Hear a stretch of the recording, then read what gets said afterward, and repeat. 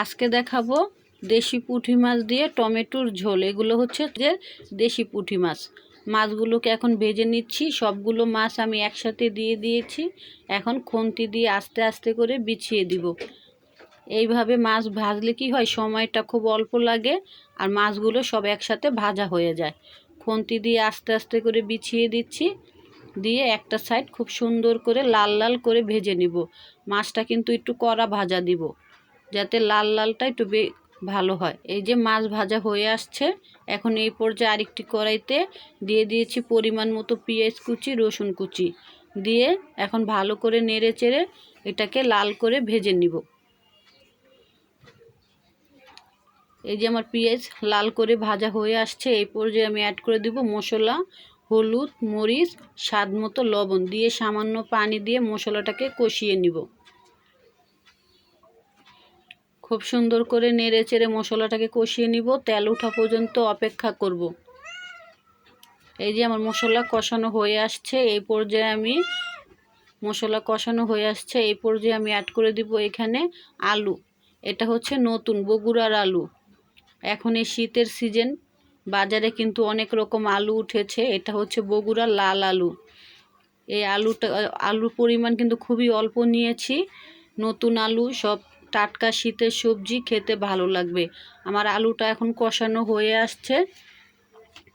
একদম উপরে তেল উঠে গেছে। আলুটা কিন্তু খুব সুন্দরভাবে কষানো হয়ে আসছে। মশলা ভালো করে কষানো হলে তরকারির স্বাদ বেড়ে যায়।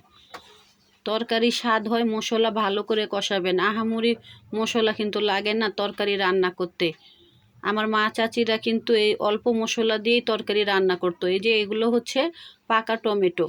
টমেটোর পরিমাণটা বেশি নিয়েছি। এখন টমেটোটাকেও কষিয়ে নিব। এই যে দেখাচ্ছি টমেটোর সাইজগুলো কিন্তু আমি একটু মোটা মোটা করে রেখেছি, একদম পাতলাও করে ফেলি নাই। একটা টমেটোকে 4 পিস করে নিয়েছি। এরকম একটু মোটা মোটা সাইজ করে টমেটোটা কেটে নিলে টমেটোটা গলবে না, একদম আলুর মতো সিদ্ধ হবে। ভালো করে টমেটোটা খুব আলতো হাতে আমি কষিয়ে নিচ্ছি, যাতে টমেটোটা গলে না যায়। এই যে টমেটোটা এখন আমার কষানো হয়ে আসছে খুব সুন্দর করে। উপরে কিন্তু তেল উঠে গেছে, টমেটো কিন্তু আমার গলে যায় নাই। এখন এই পর্যায়ে আমি পরিমাণ মতো ঝোল অ্যাড করে দিব। যেরকম ঝোল রাখবেন আপনার পরিমাণ বুঝে ঝোল অ্যাড করবেন। এই তরকারিটা একটু ঝোল ঝোল হলে ভালো হয়। আর এটা যেহেতু টমেটোর তরকারি, খেতে কিন্তু অনেক স্বাদ লাগে, আমার কাছে অনেক ভালো লাগে। টমেটোর পরিমাণটা বেশি দিয়েছি, তরকারিটা টক টক হয়। আলুটা আপনি চাইলে স্কিপ করতে পারেন, আমি সাথে 2টা আলু দিয়েছি। এই যে বারবার আপনাদেরকে খুন্তি দিয়ে দেখাচ্ছি, আমার আলুও কিন্তু আনামি রয়েছে, ভেঙে যায় নাই। আমার তরকারি বলক চলে আসছে। এইটাই আমি এখন অ্যাড করে দিব আমার ভেজে রাখা মাছগুলো।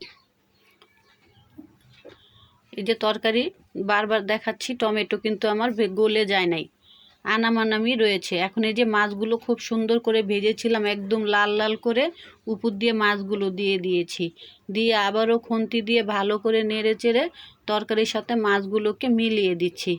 মাছগুলো দেওয়ার পর 2টা বলক আসলে এখন আমি এখানে অ্যাড করে দিব কুচি করা ধনিয়া পাতা।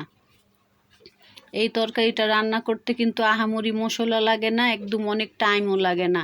এটা টমেটো ঝোল, যারা একটু টক পছন্দ করেন এইভাবে ছোট মাছ দিয়ে একদিন টমেটো দিয়ে ঝোল ঝোল করে খাবেন, অনেক ভালো লাগে টক টক। এটা কিন্তু আপনারা চাইলে সকালে রুটি পরোটার সাথেও খেতে পারেন, গরম গরম ভাতের সাথেও খেতে পারেন। এটা আমার কাছে অনেক ভালো লাগে, তাই আপনাদের সাথে শেয়ার করলাম। আমার অল্প মশলার রেসিপি কেমন হয়, ভালো লাগলে বাসায় ট্রাই করবেন।